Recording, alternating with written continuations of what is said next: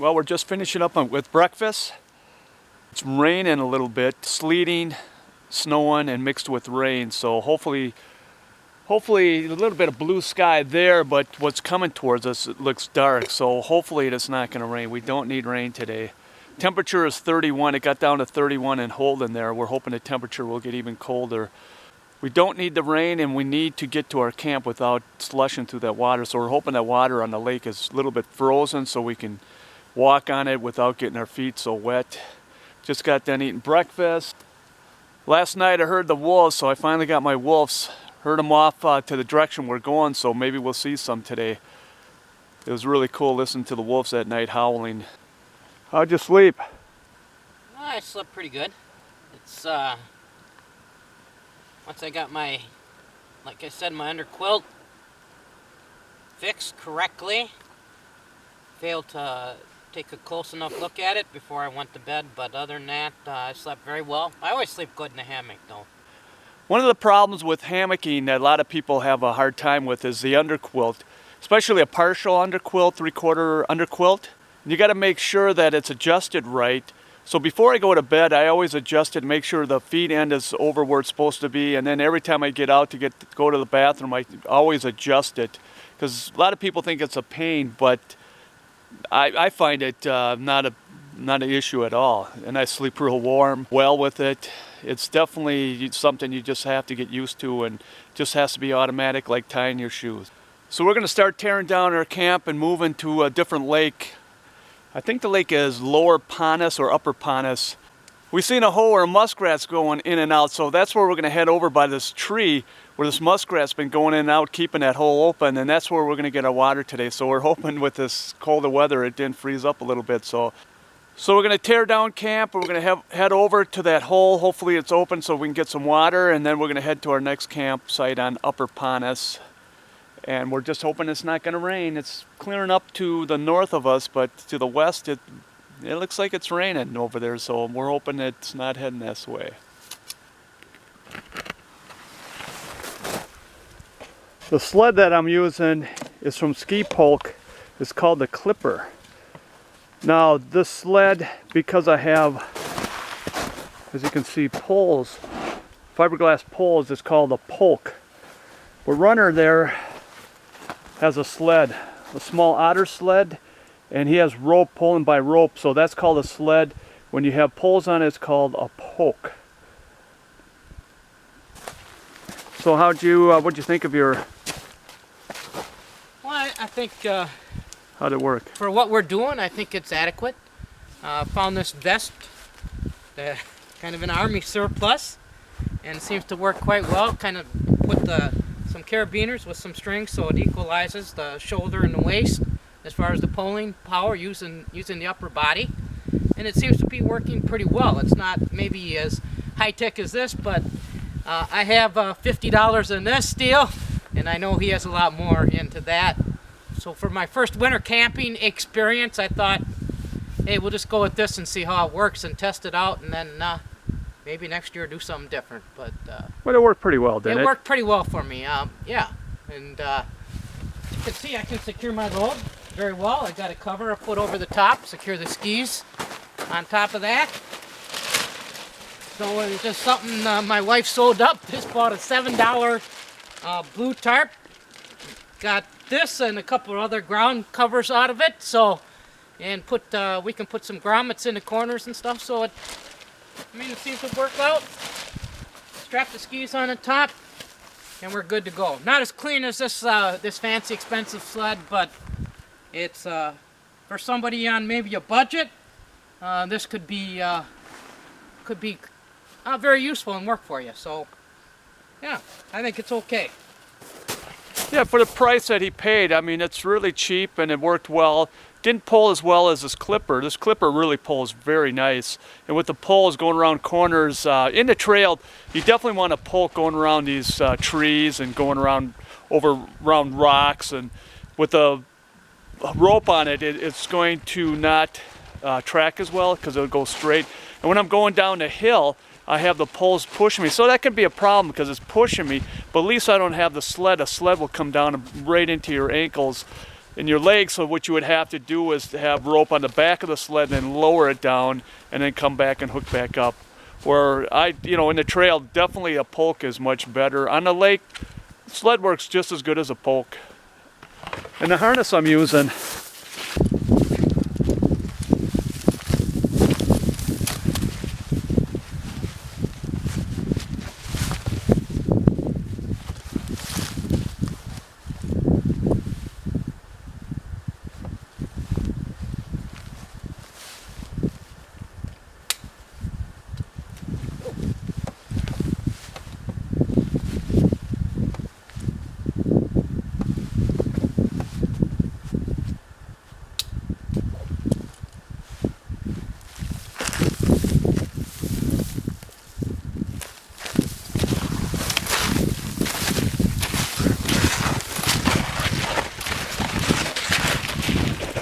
and the harness works really well because I can adjust it. I can have all the weight pulling on my waist. Otherwise, when my back gets a little tired, then I can switch it to my shoulders, or I can have it both. But I like to switch on and off. Most of the time, I'll have it going for my hips pulling it. But later on, when my hips get tired, I would switch to the shoulders, and then that would work just as well. Take the pressure off my hips.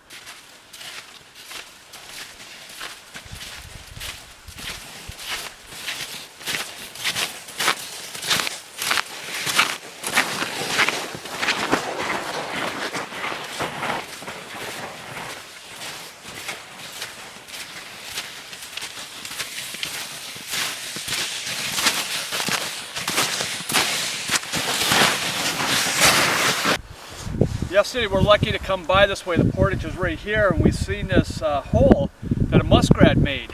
I'm sure he's got a nest back in there, his little house back in there. So what I'm going to do is break this up, and we're going to get water out of this muskrat hole. Yep, see, a little bit of the stick that comes up here in a log, so the water is probably not a little bit of debris in there, but otherwise, on this lake here, this is probably the only water source that's here. You got the river goes down that way, about 1 mile and 2 miles. You'd have to go that way to get water. We're heading this way to my left to a camp, and here we got a water source that's really near. So this is kind of nice. Just got to clean it out, and then we'll fill up the water bottles.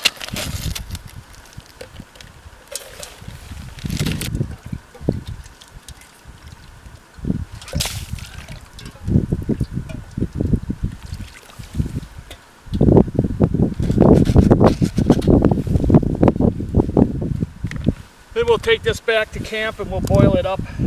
There's a little bit of stuff floating around in there. A little bit of protein. So that's how we get our water in this situation. It really worked out well, so we can get water through this little muskrat hole.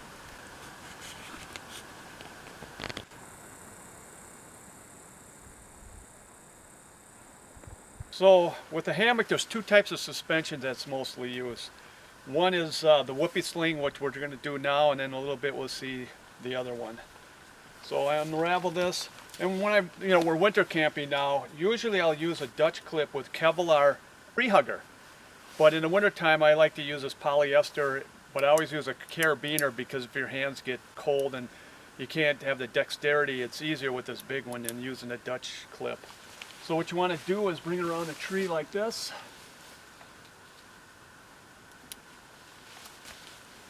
And what you want to do, you don't want it on this side of the tree, because if it's on this side,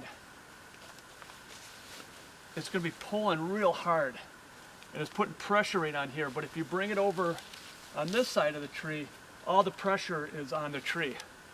So you always wanted to put it on like this, so you can see it's not binding on it. It's all the weight is on here. If you do it the other ways, it will wreck your tree strap. So on the whippy sling, to let line out, you have to open this up, and it's like a Chinese finger trap. If you can see it there, you kind of loosen it up, and then you pull, and you see that string will go. And this is amp steel that I'm using. So, but I want to tighten up because I had a long hang last time, so I got to shorten it up because it's not as far. I grab it right here with a Chinese finger trap where the am steel comes out, kind of pinch it a little bit there, and then I pull it out. And what happens, it shortens up the whoopee sling. So now it's not as long. And on the end of my am steel, I have a whoopee hook. This thing weighs, I think, 2 or 3 grams. It's made out of titanium. It's real strong. It'll hold me up in the hammock, but you can see how small, compact, light, and it's really slick. I'll show you how you hook it up. Okay, so now I'm going to deploy my hammock. On my hammock, you can see there's 2 color continuous loop on each end of the hammock. The yellow one is, all my hammock has a yellow one where the head end is. So I put a yellow continuous loop where my head is, so I always know where the head end is. And now I'll take that hook and just hook it right in there, just like that. And what I'll do is I'll grab this end of the continuous loop, open up this end of the double end stuff sack, and then if you can, I'll pull it all the way out. And then I hook it onto the other whoopee hook. And now my hammock is deployed. It's that simple. Now I'll just adjust it by either grabbing it, pinching here because it's low. I'll need to move it up. Well, I think it's a little too far, so I'll grab it here, pinch this, and then move it down. Another thing great about this system, it's separate from the hammock because when this gets wet, I put it in a mesh sack and I put it in my pack on the mesh pocket on the outside where it won't get my hammock wet. I always want to keep this dry. There's many times, just like the other day, it was raining real hard and this was soaking wet, and I don't want it, if I had straps, I don't want it next to my hammock because I always want to keep the hammock dry. Okay, now that I got it adjusted, I've got the height exactly where I wanted. Just so I can, I can sit here, I can cook. This is about the perfect height. So to get out too, I can use this ridge line to help out. Otherwise, I just put my hand down here, push, and I'm out.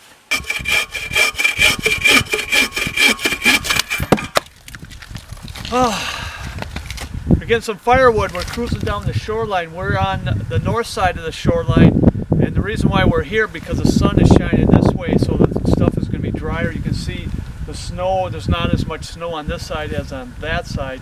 So we're cruising the north shoreline where the sun is beating on and getting some firewood. So far we're doing pretty well. We went too far. Got some good dry wood. Got a sled full of wood there. We're going to probably start heading back, drop this off, and then take off again. Because we are going to have a great fire tonight. It's always good to have a mule. Mush! Mush! Mush! Don't kill yourself. I don't know if he knows there's a hole up ahead. Thin ice. Guy's an animal. How many 60-year-olds do you think could do that? I don't think there's a whole lot, but I'm willing to take any of you on. That's why my friend calls me Runner, because I'm always chasing after everything. So. There you go. Now you see why we call him Runner. Yeah.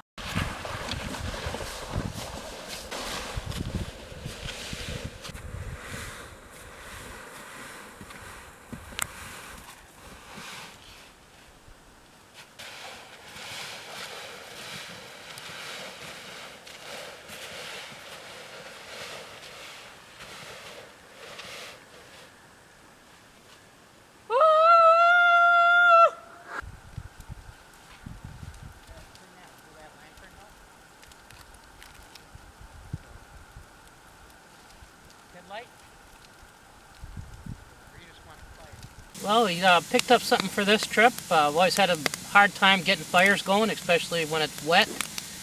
We've always dealt with wet wood, so this little pocket bellows, I thought I would give this a try and see if it was worth the 12 bucks I spent for it. So here we go. We'll see, and I know the fire's already going, but take a look and see if you think it would be something useful. Oh. Yeah, that works pretty well. I like that. The trick is you got to blow into the big end. The air comes out through the smaller end. So you can see it pushing the flame up. And I don't even have to get close to do it.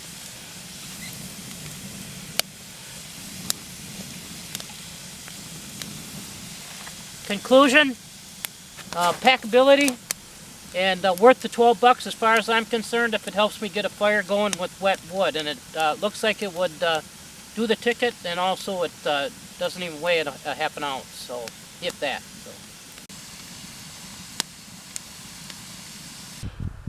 One thing that's nice up here in the Boundary Waters is they have designated campsites throughout these lakes. This is a canoe area during the summertime, and there's no motorized vehicles up here. In the wintertime, there's no snowmobiles, not even float planes or ski planes can land in here.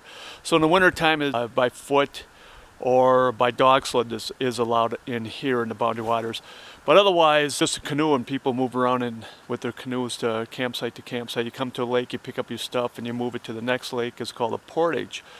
But they want people to be in a certain area because you don't want people scattered out everywhere. So there's designated campsites to keep people there, and also to control the fires, I suppose, too. So in the Boundary Waters, you have designated campsites, and you have a grate to have a fire, which is really great. But one of the great things about these little campsites that they establish in the Boundary Waters is, one thing that's great is that they have latrines out here, way out in the woods, away from, of course, the camp. And you come out in the woods and you do your thing. And yeah, in the wintertime it's a little cold on the tush, but man, it really beats digging a cat hole. First night we weren't at a designated campsite, so we had to use cat holes if we had to go to the bathroom. And when you go out in the wilderness, if you're not in one of these designated campsites, you got to dig a cat hole, and it's not fun. So yeah, that's really nice up here. If you come into the Boundary Waters, you do have to get a permit. They only allow so many people in here, and that's why it's a wilderness area. If you're going to come in the Boundary Waters, even in the wintertime, you have to register. You don't have to pay for a permit, but you self-register right at these stations. So whenever you come to a trailhead or a portage, an entry point, I'm sorry, you will have to register. You just go right into the box, open it up, take one of these forms, fill it out. You keep the top part, put the L part down in there, and that's how you do it.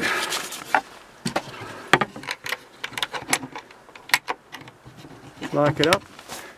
With the Boundary Waters and Quetico together, and Quetico is Canada, Minnesota's Boundary Waters, there's got to be, I don't know how many millions of acres, but between the two areas it's bigger than some of the states in the United States. So it's a big wilderness area. It's beautiful, and they want to keep it that way. So if you ever come up here, well, let me tell you, it's not if you ever come up here, you have to come up here if you want to enjoy the wilderness. This is probably, you know, there's not too many wilderness left, especially in the United States, so this is one of them, and it's amazing.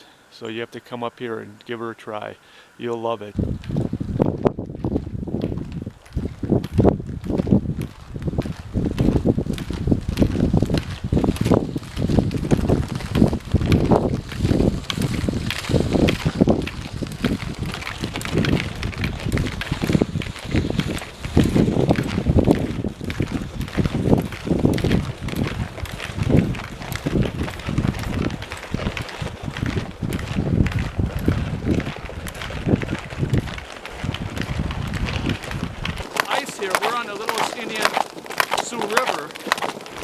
Watch out for these soft spots, these dark spots. When you see dark spots, it's thin ice, so we're still looking out for that. They're still out there. There's some right over here. I like having the snowshoes on because they're long and they're wide, and so there's thin ice. It'll give me a little bit more stability on top of that thinner ice, so that's why we're wearing them right now.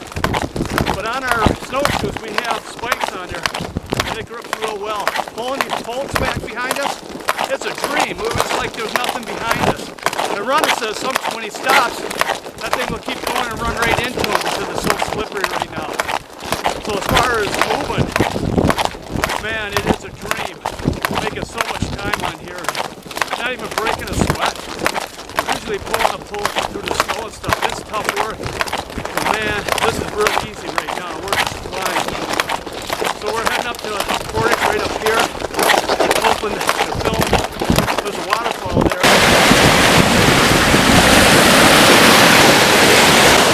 We're right on this edge where there's a rock down here.